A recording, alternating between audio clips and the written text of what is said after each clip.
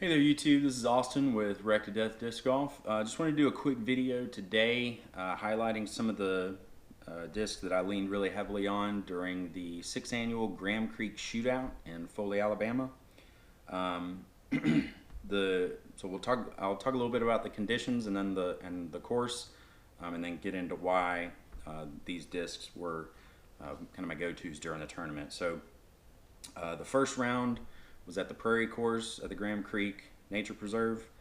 It's really fairly wide open, fairly short holes, and we had a little bit of rain at the end of the first round. The second round we played at the Preserve, so the first half of the Preserve, right around half, it might not be 9 holes exactly, but right around the first half are in the woods and pretty tight fairways that if you get off the fairway, it's not super punishing, but it's thick enough where you definitely want to try to stay in the fairway. And then the second half of the Preserve course was fairly wide open, and the wind had picked up at that point. So, all right. So knowing that, let's get into the discs.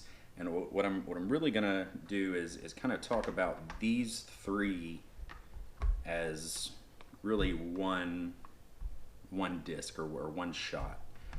So this is the Chris Clemens Lucid X Escape. Dynamic Disc put out a bunch of Lucid X Escapes with different stamps for all, or not all, but a lot of their touring players.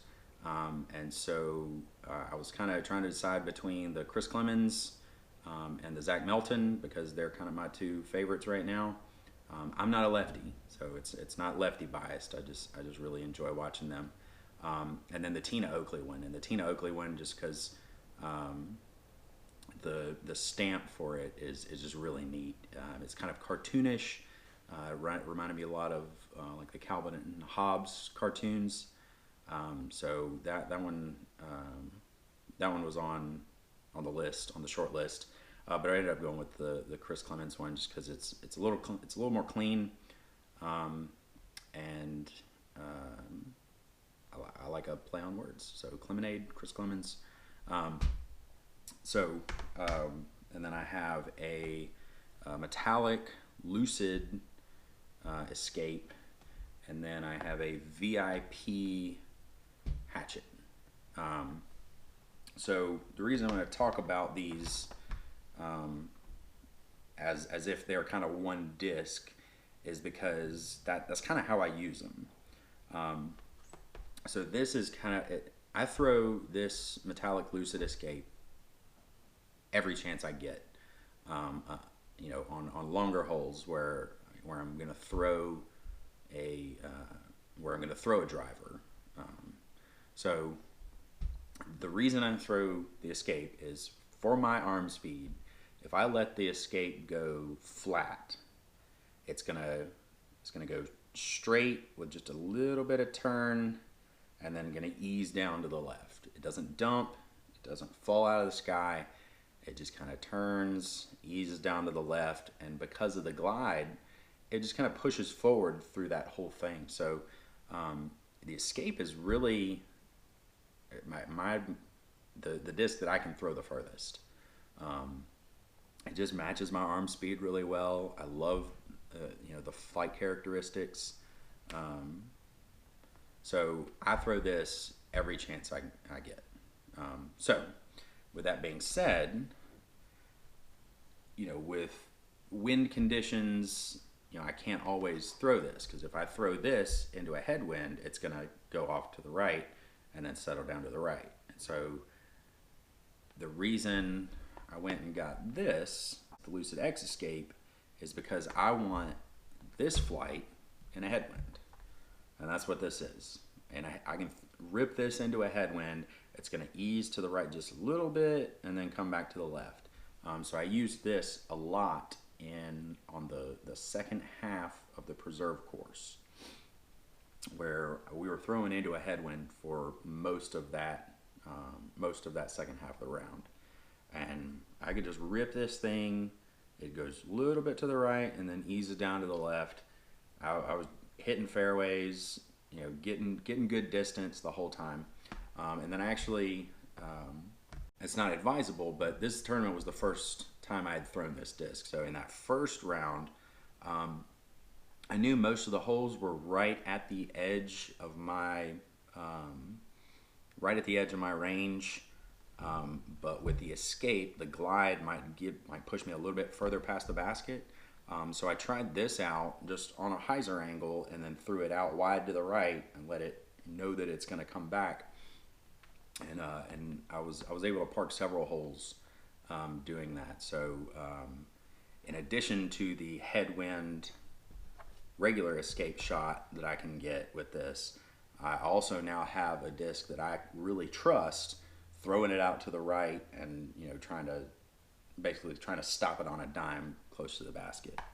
And then the hatchet is straight out of the box, it gave me this flight, but as it's beaten in, it's become a little more understable. And so because of that, I can throw it on a hyzer angle and get it to come up flat, for low ceiling shots, and it'll finish left the same way the escape does. Or I can throw it flat in a tailwind and get that same flight. And then in addition to that, I also can throw this on a little bit of anhyzer, give it some height, and it'll just kind of ride to the right and settle down. It does have enough stability to kind of flatten back out and land smooth and kind of just ease forward that way. It's not going to come down and land on its edge and roll back to the right if I give it the right angle. So basically, all three of these I used for the same shot, and then because of their differences, I also get the big hyzer out of this one, the big anhyzer, and the hyzer flip out of this one. So, so that I leaned on that a lot during that tournament, and it's just really consistent for me with distance. And I only have one disc in my bag that's faster than a 9-speed, and it's really only been in there for headwind shots. But now I have this for headwind shots. So I don't know how long that Renegade's going to stay in the bag, because I can throw my escapes just as far as the Renegade. So, but I think that's kind of a nose angle issue with me. I've been battling throwing, kind of swooping and throwing nose up. So I'm trying to fix that in my form, but until I do, I just don't see any reason to carry anything faster than a 9. All right, so the next disc I'm going to talk about is the Harp. The Harp is a fantastic putt and approach. I don't know anyone who actually would putt with this unless it was like super windy. So putt and approach, I just use it for approach.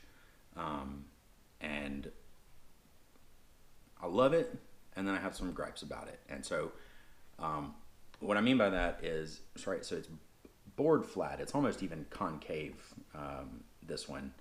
A little bit of a puddle top. So I love it for forehands. Forehand, it feels fantastic. That's kind of a staple in my game, is the forehand upshot. But I'm trying to develop a backhand upshot.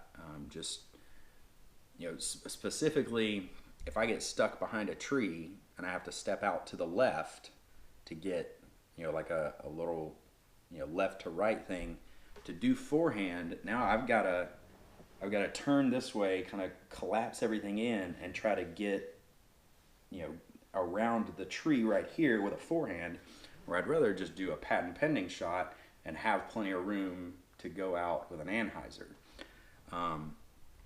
But the Harp, just because it's flat, I just don't like the feel of flat discs for a backhand. It's just not comfortable for me. And now I could probably get used to it if I forced myself to. But what I think I'm going to do is, I have a Fusion Suspect that I'm going to try out. It's not quite as flat as this, but it's flat enough to be comfortable forehand. But for distance control, I definitely enjoyed this. It was just for backhand approach shots, it's just not super comfortable for me. So that's the Harp. All right, and the last one is the Moonshine Deputy. This is the Lucid Moonshine plastic.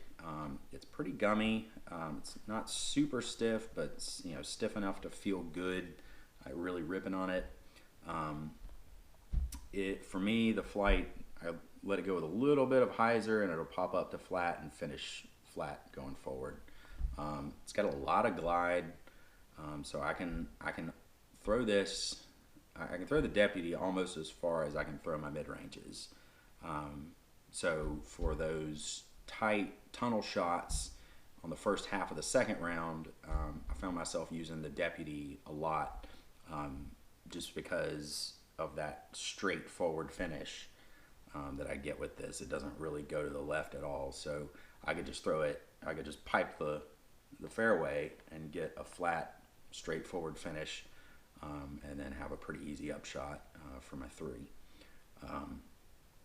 And then for some of the shorter ones, this, if you're not really ripping on it, this disc will just hold whatever line you put it on.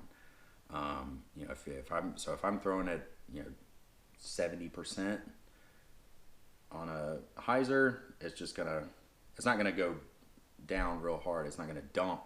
But if I put it on a little bit of a hyzer and put it out there, it's just kind of ease over. You put it on an anhyzer and it just kind of follows that. You can put it straight and it'll just do, if you do 70%, it does have a little bit of left finish if you throw it straight, but not enough to hurt anything. So, but one thing that I do want to say about this Moonshine Deputy is that I watch the Disc Golf Answer Man podcast, or listen to it or watch it, or depending on my schedule that week, whether or not I can watch it live on YouTube. If I don't get to watch it live, I just listen to it on the podcast app. But fairly often they have people calling in asking about a Lucid Deputy. Just get the Moonshine Lucid. This is what you're looking for. Don't just wait for them to put out a run of Lucid. Just go get the Moonshine Lucid. I'm pretty sure they still have some. They had some last time I looked, but this is the same disc that you're looking for with the Lucid Deputy. So just go get that. Don't wait for them to do another run of the Lucid. So that's it. These are the discs that I kept going back to over and over. And I think that's kind of the story of a tournament. Is not necessarily the best shots you had, but which discs did you keep going back to over and over because you trusted them. So these were that for me, and I'll kind of again, I'm going to be looking at comparing the Harp and the Suspect. So we'll see what happens with that. But so if you like this video, like and subscribe. Let me know in the comments what you think I should do differently, and we'll make adjustments going forward. See kind of what this channel turns into, what there's a demand for, and we'll see what happens. Thanks for watching.